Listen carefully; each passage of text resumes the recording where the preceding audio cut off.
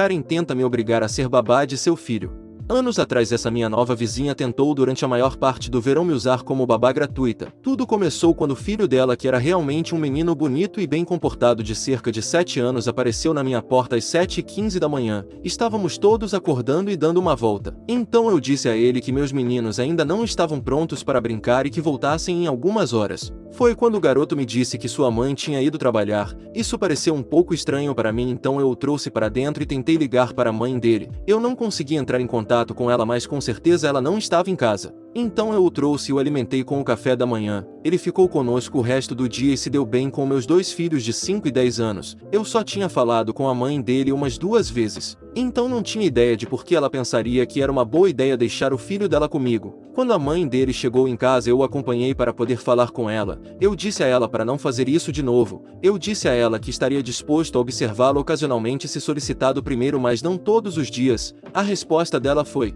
bem, o que mais você tem para fazer o dia todo? Isso meio que me pegou de surpresa. Tentei dizer a ela que trabalho em casa por encomenda. Ela revirou os olhos e me disse que ser artista não é um trabalho de verdade e, além disso, eu era casada, então não precisava trabalhar. Eu deveria ter dito a ela que ela era casada e trabalhava, mas senti que estava ficando com raiva e não queria discutir com ela. Eu falei para ela: só não faça isso de novo. Você tem filhos adolescentes em casa no verão, faça-os tomar conta dele. Ela franziu a testa para mim e disse: eles não podem. Eu disse e respondi: eu também não. Depois fui para casa. Na manhã seguinte às 7h15 o garoto timidamente aparece novamente. Mais uma vez eu o trago e o alimento com o café da manhã e depois o almoço. Mais uma vez eu o levei para sua casa e mais uma vez disse a sua mãe para por favor não fazer isso de novo. Ela até tentou me dizer que era meu dever de vizinha vigiá-lo. E eu disse a ela que se ela o mandasse amanhã eu não estaria lá por causa de uma consulta médica. Ela disse que como babá eu deveria tê-la avisado com vários dias de antecedência sobre isso. Com raiva disse a ela que não era babá e depois fui para casa. Na manhã seguinte marquei minha consulta às 7 da manhã, fiz algumas compras depois e eram cerca de 10 da manhã quando cheguei em casa. O pobre garoto estava esperando por mim na minha varanda. Ele estava lá há quase 3 horas e o pequenino estava com medo e com fome. Naquela noite, quando levei a criança para casa, fiquei com raiva. Eu disse a ela como o garoto estava assustado e sozinho. E ela disse que havia me dito que eu não dera a ela tempo suficiente para encontrar mais ninguém e que ele estar sozinho era minha culpa. Apontei para ela e disse: não sou babá. Não mande ele de novo. Naquela noite esta mulher fez seu sobrinho adulto me ligar para gritar comigo por não estar em casa quando sua pobre tia deixou seu filho em minha casa. Como ouso deixar uma criança pequena sozinha assim?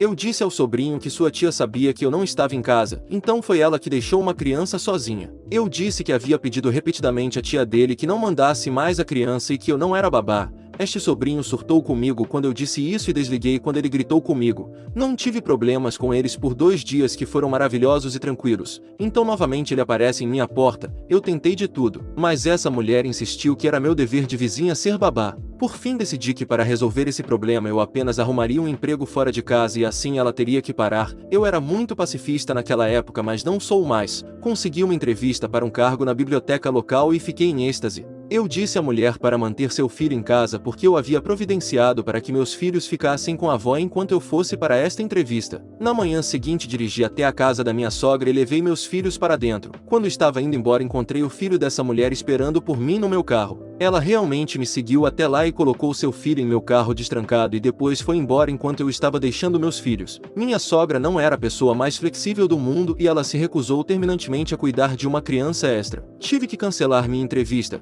Eu brinquei com várias ideias neste momento. Eu poderia levar a criança para o trabalho dela e deixá-lo com ela, ou poderia chamar a polícia e o CPS. Eu realmente não tinha certeza de quão estável era o emprego dessa mulher e não queria que ela fosse demitida. E quando fui ligar para o CPS me acovardei porque realmente não seria justo com o garotinho. Além disso, eu tinha ouvido histórias realmente assustadoras sobre o CPS. No final eu apenas esperei que ela voltasse para casa. Deixei o menino na minha casa com meu marido e fui até a casa dela e a encontrei antes mesmo de ela sair do carro. Eu gritei para ela. Eu disse a ela que ela era estúpida, idiota e louca. Eu disse a ela que havia perdido minha entrevista de emprego e se ela mandasse o filho para ser vigiado novamente eu ligaria para o CPS e para a polícia. Ela então colocou a mão no quadril e em seu tom mais arrogante disse: bem, se você não queria cuidar dele bastava me dizer. Eu realmente não sei como evitei socá-la ali mesmo. Esse comentário foi tão estúpido. Eu me virei para começar a pisar em casa quando vi o marido dela estacionando. Bem, esta foi a primeira vez que conheci o marido dela. Ele trabalhava em um emprego que só permitia que ele estivesse em casa nos fins de semana. Eu não posso culpá-lo, eu também não gostaria de estar perto dela, mas quando ela ouviu, ela deu meia volta e correu para dentro de casa. Ele viu que eu estava chateada e me perguntou o que havia acontecido. Eu disse a ele, contei tudo a ele, especialmente o incidente na casa da minha sogra. O pobre homem ficou chocado. Disseram a ele que eu estava sendo paga e ele estava dando dinheiro a ela para me pagar. Ele não tinha ideia de que tudo isso estava acontecendo e estava muito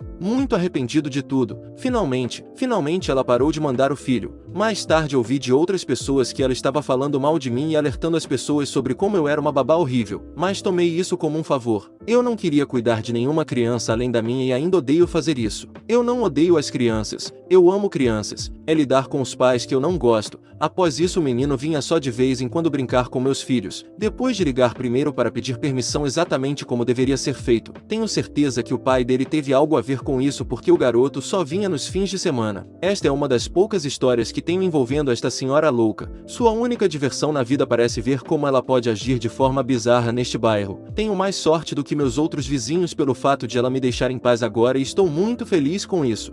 Mãe com direito trancou um playground público para que seus filhos pudessem brincar em paz. Postei algumas vezes aqui e até agora todas foram sobre a variedade de Karen que conheci no meu local de trabalho, mas hoje aconteceu algo no meu bairro que acho que merece uma história própria. Então, descendo a rua da minha casa há um playground de tamanho decente com uma cerca de 2 a 3 pés ao redor dele, o que significa que crianças menores têm que usar o portão, e os mais velhos e maiores podem escalar enquanto passam uma perna para cima. De qualquer forma, o parque é muito popular entre as crianças da região e está sempre muito lotado e movimentado, mas isso só torna mais divertido pois significa que eles podem fazer mais amigos. Recentemente, no entanto, tenho ouvido falar de uma família em particular que tem sido bastante rude e tende a afastar outras pessoas quando usam o parque. Eles têm uma mãe com direito e um pai com direito e 2 filhos com direito, K1 e K2 ambos meninos e eu não sei nem me importo quantos anos eles têm, e eu não conhecia nenhum deles até hoje. Quintas-feiras são os dias em que vejo meus sobrinhos e sobrinhas e os aprecio. Não tenho filhos, mas se eles fossem como meus sobrinhos eu seria um pai extremamente feliz. De qualquer forma, hoje os dois decidiram que queriam ir ao parquinho e brincar no balanço. Imediatamente notei que o playground estava muito vazio e havia apenas 2 crianças lá. Então fui até lá e deixei minha sobrinha e sobrinho correr para o parque enquanto eu mesmo caminhava até lá. Eu vi que eles estavam tendo alguns problemas para abrir o portão.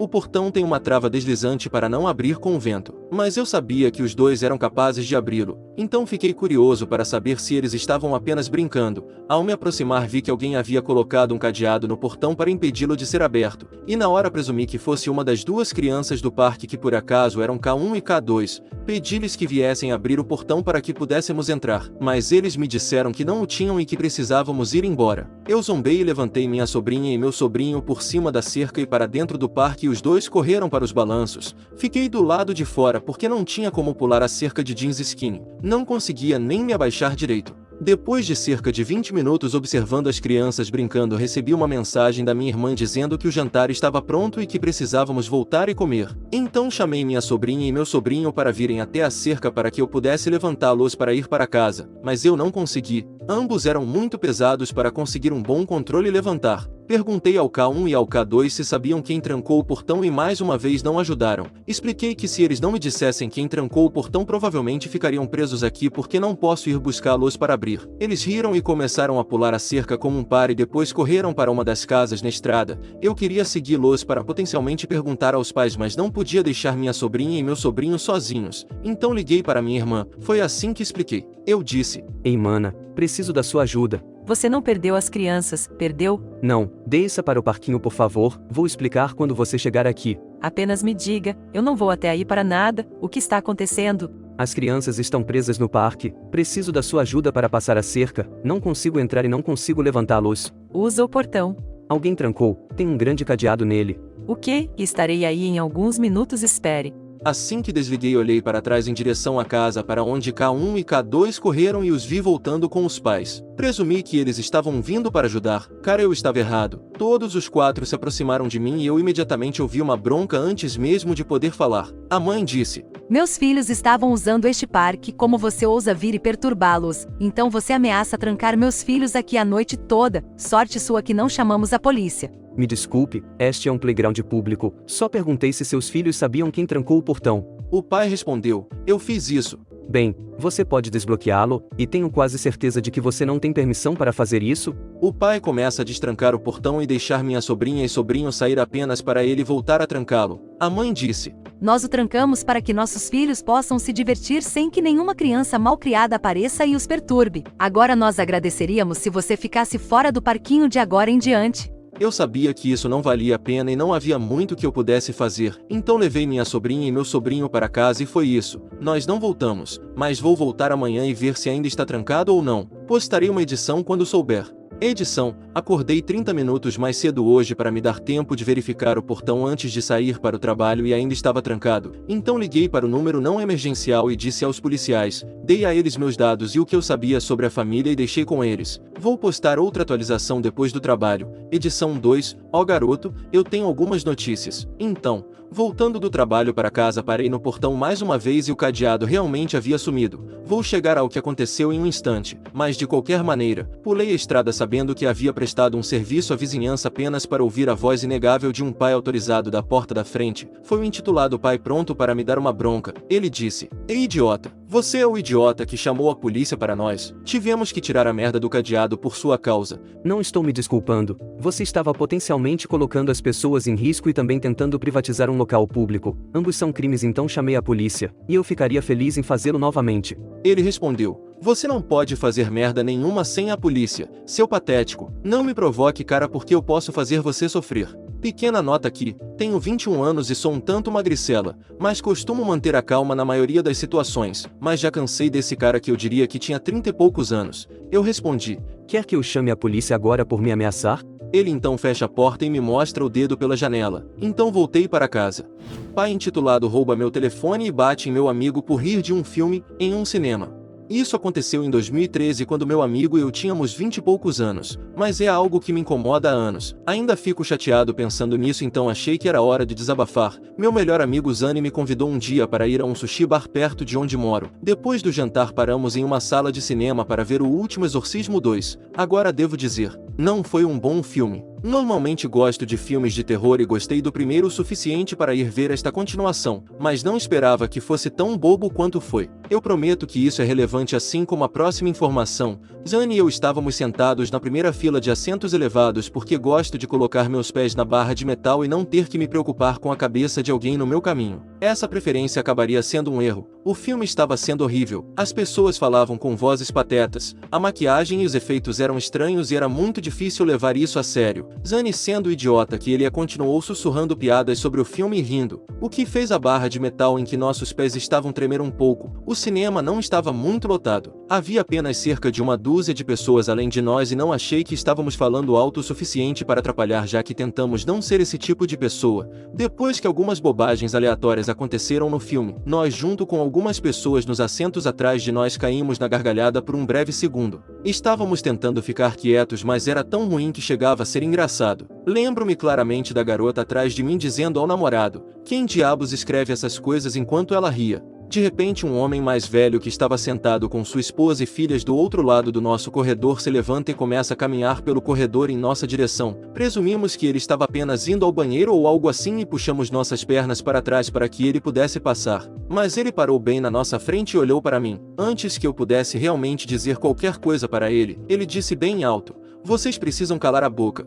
Fiquei um pouco surpreso, mas comecei a tentar me desculpar. Zani também entrou na conversa dizendo: Ei, desculpe, vamos falar baixo. Não queríamos incomodá-lo. Pedimos desculpas. Mas esse cara, que provavelmente estava com quase 50 anos, apenas começa a falar sobre nós. Ele diz: Minha esposa e minhas filhas estão tentando curtir este filme. Viemos para ver um filme de terror, não uma comédia. Viemos para ter medo, não para rir. Vocês precisam parar de rir e parar de chutar a porcaria do bar. Mais uma vez tentei me desculpar, mas ele ainda estava falando. Zani então diz ao cara: Ei, olha, você está certo. Desculpe, estamos falando muito alto. Vamos falar baixo. Mas o cara os interrompe e diz: Não mantenha isso baixo, mantenha fechado. Não é a merda de um filme de comédia. Nesse ponto ele está quase gritando e a garota atrás de nós diz: Eles podem rir, cara, é um filme. Zani olha para o cara e diz: Senhor, ela está certa, é um filme, podemos rir. O homem então se abaixa, dá um tapa no rosto de Zani e diz: Não me responda. Neste ponto estou chateado e com medo porque Zane odeia ser tocado e o único pensamento que passa pela minha cabeça foi: não deixe que ele bata neste velho, não deixe que ele dê um soco nele, não deixe isso acabar com uma prisão. Então eu imediatamente coloquei a mão no ombro de Zane para tentar segurá-lo. Zane, para seu crédito, não reagiu a princípio. Depois de um momento ele disse: Senhor, não me bata. Você precisa se desculpar agora. Ao que o homem os esbofeteia novamente e repete: não fala de volta para mim. Zane se levanta e eu imediatamente me levanto, também me colocando entre eles e esse idiota louco. Pego meu telefone que tinha apenas uma semana na época e digo: tudo bem, cara, estou ligando para a polícia, porque tenho certeza que isso é agressão. Mas quando começo a discar 911, esse cara pega o telefone das minhas mãos e o mantém fora do alcance dizendo: você não está ligando para ninguém, agora sente-se e peça desculpas a mim, minha esposa e minhas filhas. A próxima parte é um pouco confusa, não sou bom em confrontos e fico muito nervoso quando as pessoas gritam comigo. Lembro que meus ouvidos começaram a zumbir e fiquei em pânico e pedi meu telefone de volta, mas ele disse outra coisa e estendeu a mão para dar um tapa em Zane novamente. Tentei impedi-lo, mas ele fez algo que não me lembro. Peguei meu telefone novamente e ele o jogou na frente do teatro e eu ouvi quebrar em algo ou alguém. Lembro-me vagamente de alguém no banco atrás de mim estendendo a mão para o cara e outra pessoa estava gritando, mas era tudo um borrão e não tenho certeza de quem disse ou fez o que. Não sei porquê, mas simplesmente pulei o corrimão e corri do teatro para o corredor gritando por segurança e para alguém chamar a polícia porque um homem maluco estava atacando pessoas. Encontrei alguém que trabalhava lá perto do balcão e ele voltou comigo para o cinema. Eu realmente não me lembro muito do que aconteceu a seguir, mas eu me lembro que a equipe entrou na sala. Pessoas em outros assentos estavam gritando com o homem. Não me lembro o que Zane estava fazendo e eventualmente a polícia veio e tirou o homem do cinema. O filme não parou de rolar, mas um membro da equipe acendeu as luzes e me ajudou a encontrar meu telefone que estava completamente quebrado. Então ele apagou as luzes e ele e um policial perto da porta levaram eu e Zane para fora do cinema. Lembro-me de passar pelo velho e sua família e gritar com os policiais que queria prestar queixa por agressão e danos materiais e que queria que ele fosse preso. O policial me levou até o balcão no corredor e anotou nossos depoimentos, mas nem me lembro do que disse a ele. Agora, esta próxima parte me irrita toda vez que penso nisso.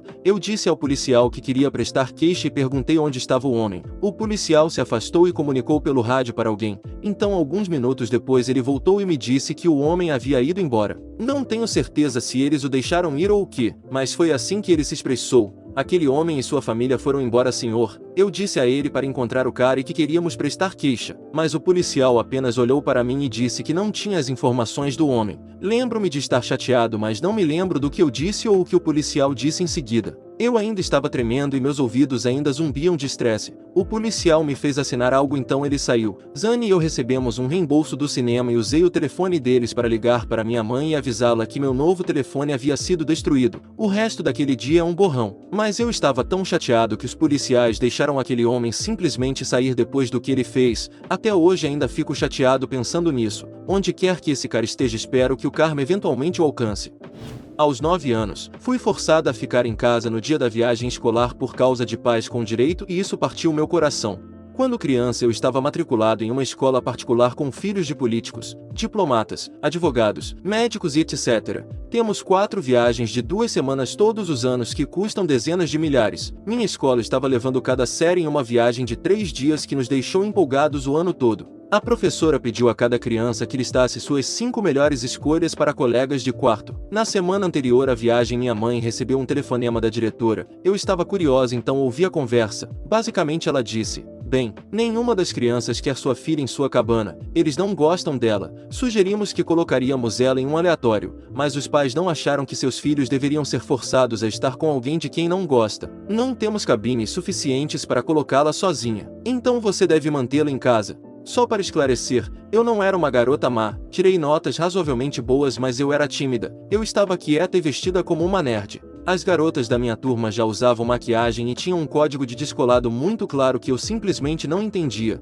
Eu fiquei devastada. 9 anos e completamente de coração partido e em lágrimas. Eles não queriam que seus filhos ficassem desconfortáveis. Mas está tudo bem para qualquer garota de 9 anos saber que ninguém gosta dela e sua escola não se importa com o que ela sente. Eu me recusei a voltar para a escola. Eu estava tão envergonhada. Me senti destruída, estúpida e inútil. Esse foi o começo de uma queda na depre. Essas crianças me disseram por anos que eu era inútil, estúpida e feia. A percepção de que nenhuma pessoa estava do meu lado, nem mesmo os professores, simplesmente me quebrou. Eu então comecei a acreditar que eu não valia nada. Aos 12 anos meus pais me colocaram em um intenso programa de tratamento residencial para depre, ansiedade e outras coisas. Agora tenho 35 anos e tenho uma vida boa, amigos maravilhosos, filhos ótimos e cuido de todos os tipos de animais abandonados e indesejados. Eu sei o valor da gentileza e tento ajudar os outros sempre que posso. A vida é boa, sou amada e feliz, mas ainda me sufoco pensando naquele telefonema.